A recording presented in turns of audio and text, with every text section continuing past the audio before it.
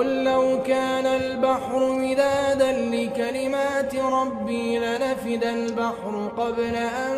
تنفد كلمات ربي ولو جئنا بمثله مددا قل إنما أنا بشر مثلكم يوحى إلي أنما إلهكم إله واحد فمن كان يرجو لقاء ربه فليعمل عملا صالحا ولا يشرك بعبادة ربه أحدا.